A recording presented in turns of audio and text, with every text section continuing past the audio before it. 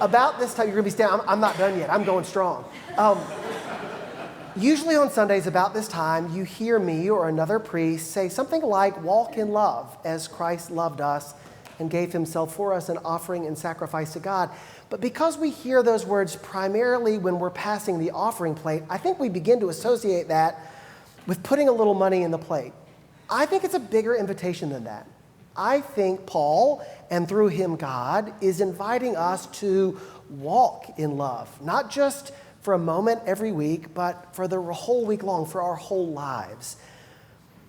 When the plate gets passed around, in other words, I want you to begin thinking not only about putting something in the plate, but climbing into it, at least figuratively. Like imagine, if you will, you being presented on the altar as an offering and sacrifice, one who has given yourself, all of yourself, to the work of walking in love, of loving others as you have been loved, of being a part of the great transformation and flipping upside down of the world that God has invited us to be a part of. And I don't think it's an accident that Paul says walk in love. Paul doesn't say stay where you are, in your pew or in your house, and think fondly of those around you. There's an action to it. And this beautiful but counterintuitive thing about human psychology that Paul seems to know, that Jesus knew, that I think we know as well, is that the doing is what guides our hearts and our minds. We can't think our way into believing what we say we believe. We've got to do it. We are a part of a church at St. Paul's that knows what it means to walk in love. And many of you are here because you have learned either firsthand or through reputation that St. Paul's is the kind of church that doesn't just sit in a pew and talk about God's love. We seek with God's help to make that real in our lives, real in our homes, and real in the community around us. And you're a part of that.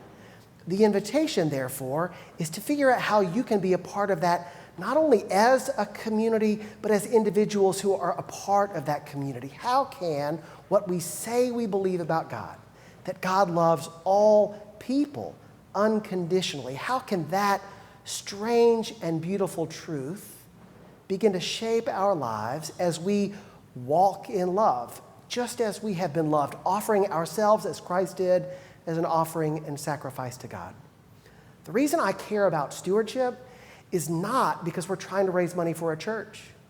It's because stewardship is one way that we begin to do something, to offer a part of ourselves, so that by offering something significant, it actually becomes a channel through which our whole lives are presented to God. When you put something that matters to you in that offering plate, and you're intentional about it, in effect, you're putting yourself in that offering plate. You've heard me talk about my own stewardship story. I want you to hear me say that you might expect that a priest gives a tithe because we're supposed to. That is not why I give a tithe. If the only reason I gave was because I was supposed to, I promise you I would find a way to give less. I would rationalize in my mind all the work that I do and how hard I think I work in this place. And I'd find a way to say, well, a part of that is just my time and my effort and my heart. So I'm going to hold back a little bit. But that approach is not a way to give myself. It's a way to say, God, I'll give you a part of me, but I'm not willing to give you the whole thing. Stewardship is about changing attitudes through intentional practice. We always invite people to give and to make a commitment of their financial offering that is three things: first fruits, proportional, and sacrificial.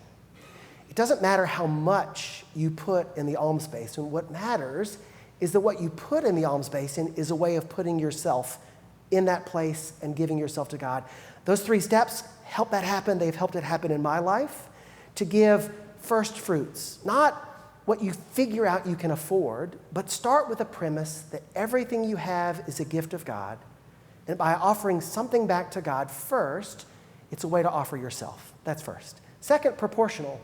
It doesn't matter whether it's pennies, pounds, or $1 million. What matters is that it is a reflection of the gifts you have been given. So consider what you've been given and think about what percentage, what portion of yourself you will offer to God through your financial giving. And the third is sacrificial. If you're giving something that doesn't affect your life in any way, you're not giving yourself. You're just putting a little bit in the alms basin and letting it go on to the next pew.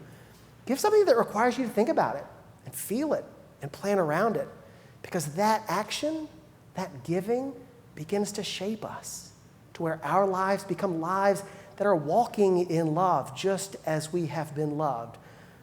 On October the 27th, that's 4 weeks from today, we'll have a big breakfast. You're invited. I hope you'll be here. Let us know if you're coming so that we can plan accordingly. You can find RSVP information in your epistle insert.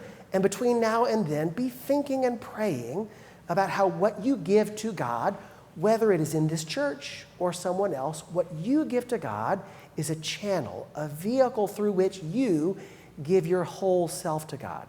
And I invite you to grow in that in the coming year, not just for the sake of the church that we love, but for our own sake, so that we might know in our hearts what we say with our lips, that we are loved and called to love others.